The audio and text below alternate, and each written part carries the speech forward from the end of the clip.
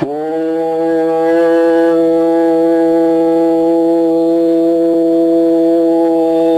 ஈஸ்வரா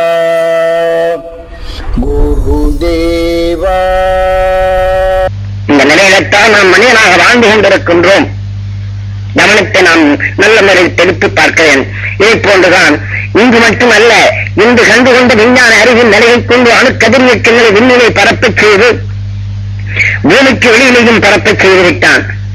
அந்த பரப்பிய நிலைகள் விஷத்தன்மைகள் அனைத்துமே நாம் பூமிக்கும் மீண்டும் அது தொடர்ந்து வரப்பும் போது நாம் உட்கொள்ளும் காற்று நச்சாகின்றது. காற்றுக்குள்ளும் நச்சு, பூமிக்கு வெளியிலேயும் நச்சு. இதை போன்று நாம் பிரபஞ்சத்திற்குள் எடுத்துக்கொண்ட ஒவ்வொரு உணவின் தன்மையும், ஆனால் பூமிக்குள் அடியிலே பூமி பாதாளத்தில் வைத்தாலும் இது வெடிப்பு தன்மை கொண்டு ஊடுருவி மற்ற நிலங்களுக்குள்ளும் இந்த விஷத்தன்மை கலந்து விடுகின்றது. அதே சமயம் வெடித்து வெளிக்குள் வரக்கூடிய காந்தலைகளும் விஷத்தன்மைகள் கலந்து விடுகின்றது. இதை போன்று பூமிக்கு வெளியிலே பரிசை அதாவது இங்க மக்களுக்கு இடைஞ்சல் வருகிறது என்றும் அவன் விண்ணிலே ஏறி அவன் தூவப்படும் போது இவன் மனிதனால உருவாக்கப்பட்ட ஆற்றல் மிக்கானோ சூரியன் ஆற்றல் மிக்கலாக இருக்கலாம். இந்த சூரியனையும் சுக்குநூறாக்கும் நிலைகள் இந்த அணு கதிரியக்கங்களை அந்த சூரிய வெடிப்பு தன்மைக்குள் சென்றாலே சூரியனையும் சுக்குநூறாக்கி விடலாம். ஏனென்றால் இந்த கதிரியக்க அணுசக்தியின் ஆற்றலுடைய தன்மைகள் மனிதனால எண்ணத்தால் உருவாக்கப்பட்ட நிலைகள். சூரியன் இயற்கையின் தன்மையிலே தான் கோளாகி நட்சத்திரமாகி உலகத்தை சிருஷ்டிக்கக்கூடிய ஆற்றல் மிக்க நிலைகளாக இருந்தாலும் அதிலிருந்து தோன்றிய அணுக்களின் தன்மை மற்றதோடு சேர்ந்து மற்ற நட்சத்திரங்களின் தன்மையை வளர்த்துக் கொண்ட அணுவின் பழத்தின் தன்மையை தான் கூட்டி இதே அணுக்கதிரியக்கங்களை அது சூரியனை சுற்றி சுழற்சியால் விட்டாலே போதுமானது. அதோடு ஈர்ப்பு சக்தியின் நிலைகள் மற்ற கோள்களிலிருந்து வரக்கூடிய இந்த ஆற்றல் மிக்க தன்மை அது தடைப்படுத்தி அது பொசுக்கப்படும் போது சூரியனின் நிலைகளை இருள் சூழ்ந்துவிடும். அது இருள் சூழ்ந்து விட்டால் தனக்குள் இருக்கக்கூடிய வெடிப்பின் தன்மை நிலைகள் கொண்டு சூரியன் தான் பிளக்கும் நிலைகள் வருகின்றது. தனக்குள் வெடிப்பு நாம் எப்படி இந்த பூமியின் தன்மையும் அது நீர்நிலைகள் விளக்கி விட்டால் பூமிகள் வெடிக்கின்றதோ இதை போன்றுதான் சூரியனுடைய நிலைகள் பனிப்பாறைகள் நிறைந்தது. ஆனால் தனக்குள் ஈர்ப்பு நிலையை கொண்டு அணுவின் தன்மையுடைய நிலைகள் தெரிக்க செய்தால் பூமியை அந்த சூரியனான பூமியை நான் இன்று சொல்லுகின்றேன். ஏனென்றால் நாம் இன்று 10 வருடத்துக்கு முன்னாடி சொன்னதெல்லாம் இப்ப நடந்து கொண்டு வருகின்றது. இன்றும் அவர்கள் செய்து கொண்ட நிலைகளிலிருந்து இனி எவ்வாறு ஆகப்போகிறது என்ற நிலையும் உங்களுக்கு ஞாபகப்படுத்துகிறேன். நமது குருநாதர் காட்சி அறுவடை கொண்டு அந்த சூரியனின் தன்மையும் அது உலகத்துக்கு சிருஷ்டித்துக் கொண்டிருந்தாலும் அந்த சூரியனை எவ்வாறு அது தகத்தெறியப்படும் நிலைகளுக்கு உருவாக்கிவிட்டது மனிதனுடைய எண்ணங்கள். ஏனென்றால் சூரியன் தோன்றியதான் மனிதன். ஆனால் இவனுக்குள் என்ன உணர்வுடைய நிலைகள் அடைய வளர்க்கப்பட்டு இந்த அலையின் தன்மையே பல நிலைகள் செயல்படுகின்றது. அந்த செயலாற்றும் இந்த மனிதனுடைய எண்ணங்களுக்கு எவ்வளவு பெரிய ஆற்றலும் ஒரு அணுவிற்குள் இருக்கக்கூடிய உணர்வை தனக்குள் கண்டு உணர்ந்து தன் நிலையை எடுக்கின்றான். இதான அந்த வியாசகன் சொன்னான், கண்ணன் வெண்ணையை திருடுகின்றான் என்று. ஆனால் ஒரு அணுவுக்கு உணர்வின் தன்மையும் அது இயக்கத்தின் ஆற்றலுக்கு முந்தைய உணர்வின் ஆற்றலை இந்த கண்ணான புலனறிவின் தன்மைகள் அது ஊடுருவி தன் உணர்வின் ஆற்றலுக்கு தன் நிலையை தன் உடலான உறுப்புக்கு ஊடுருவி செய்து தன் உணர்வின் ஆற்றலை கண்டுணர்ந்தான் என்று அந்த விஞ்ஞானி அந்த வியாசகன் சொன்னார். ஆனால் கீதையிலே உண்டு மெய் உணர்வின் ஆற்றலின் தன்மையை. இதையெல்லாம் மெய்ஞானியை காட்டிய ஒன்று. இந்த ஒரு அணுவிற்குள் இருக்கக்கூடிய உணர்வின் ஆற்றலை இன்று இவர்கள் அந்த கண்ணன் என்ற நிலைகள் உணரும் கூட தன் உடலுக்குள் இருக்க புலனறிவின் நிலைகளை இந்த அலைகளை ஊடுருவச் செய்து தன் புலனறிவான கண்ணிலே பார்க்கப்படும் இந்த அலைகளுடைய தன்மைகள் மோதுகின்றது. அந்த மோதிய நிலைகள் கொண்டுதான் இந்த உணர்வை பழக்கின்றான். இந்த பிறந்த நிலைகள் கொண்டு இந்த மனிதனுக்குண்டான ஆற்றலின் தன்மையை சூரியனிலிருந்து வெளிப்படுத்தப்பட்ட இந்த அணுவின் தன்மையுடைய தன்மையும் சூரியனையை சுக்குநூறாக்கும் நிலையும் இந்த பிரபஞ்சத்தை ஊசூழும் நிலைகளுக்கு இந்த உருவாக்கும் நிலைகளுக்கு விஞ்ஞானியின் தன்மை வந்துவிட்டது. ஆனால் இவருக்கே தெரியாது அது எந்த நிலைகள் என்று அவர்களை முறியடிப்பதற்கு நமது குருநாதர் காட்சி நிலையை கொண்டு இன்று நாம் சப்தரிஷி மண்டலங்களின் தன்மையும் அங்கிருந்து வெளிப்படுத்திய நிலைகளும் எந்த ரிஷிகள் உணர்த்தினாரோ அந்த ரிஷிகளின் ஆற்றல் மிக்க நிலையை கொண்டுதான் இன்று நாம் கடும் ஜலத்தில் இருந்து கொண்டிருக்கின்றோம். அந்த ஆற்றல் மிக்க தன்மையை நமக்கு செலுத்தி நம்மையும் காத்து நாம் இது மூச்சலை வேண்டிய தன்மைகள் இந்த உலகத்தில் வரக்கூடிய விஞ்ஞான அறிவிலிருந்து நாம காக்கும் நிலைகளாக நாம் ஆற்ற நம்மால் முடியுமா என்று சந்தேகத்தில் இருக்க வேண்டாம். நான் எந்த உணர்வின் தன்மை நாம் எடுத்து நமக்கு உணர்வை செலுத்துகின்றோமோ இந்த உணர்வின் ஈர்ப்பு நிலையை தனக்குள் செயல்படுத்தும்.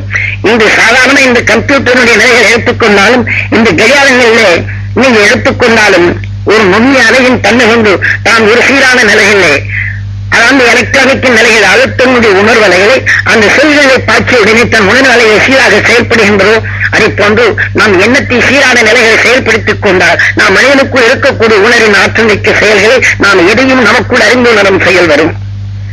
ஆக நாம் இருநிலையான உணர்வு, நாம் புலதறிவின் நன்மையும் நாம் எண்ணும் எண்ணமும் நம் உடலுக்குள் இருக்கக்கூடிய உணர்வு நிலையை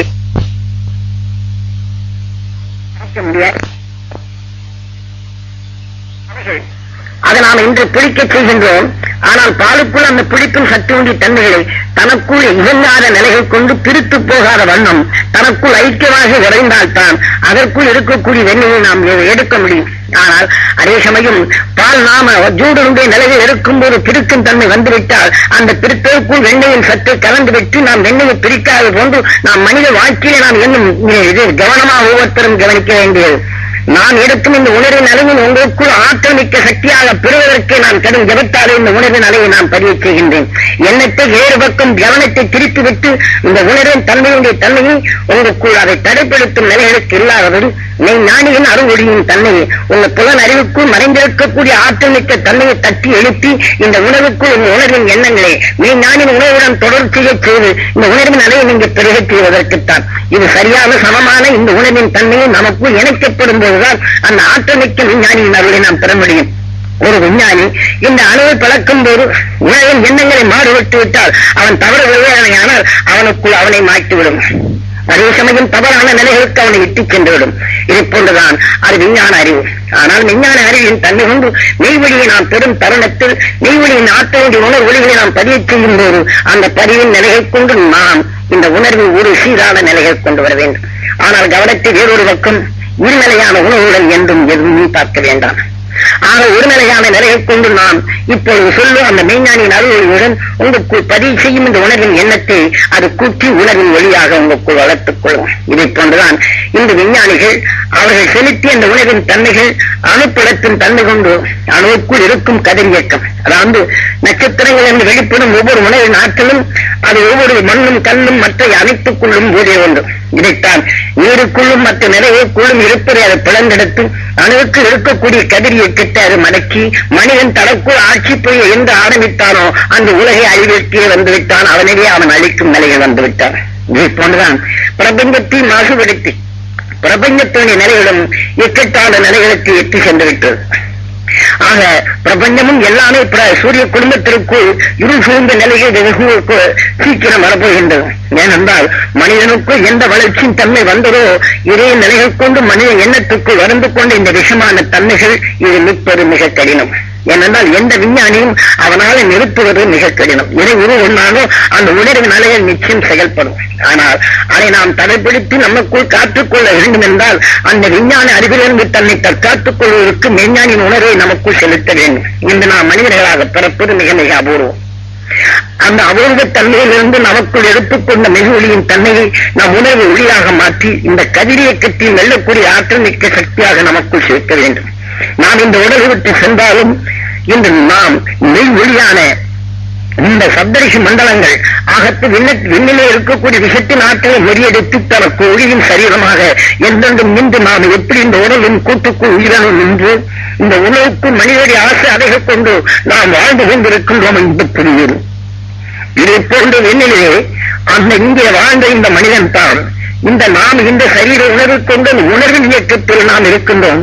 ஆனால் இதற்குள் உணர்வை கட்டுப்படுத்தி தனக்கு உணர்வின் ஒளியை உஜாத்மாவா மாற்றி இந்த ஒளி சரீரமாக நின்று இந்த சரீரத்துக்குள் இருப்பது போன்ற ஒளி சரீரத்துக்குள் நின்று பேரண்டத்தில் வரக்கூடிய உணர்வின் தன்மை தனக்குள் அது மாசுகளை நீக்கி அதற்கு ஒளியின் சத்தான நிலைகள் தனக்குள் உணர்வாக ஒளியாக நின்று இன்றும் அவன் கூட்டுக்குள் வாழ்ந்து கொண்டிருக்கின்றான்.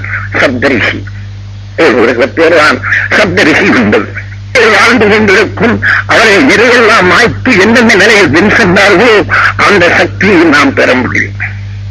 அந்த பெறுவதற்குள்ளான நிலைகளைத்தான் இன்று நாம் செயல்படுத்தும் இந்த தியான வழி. ஆக இன்று நாம் எந்தெந்த நிலையில்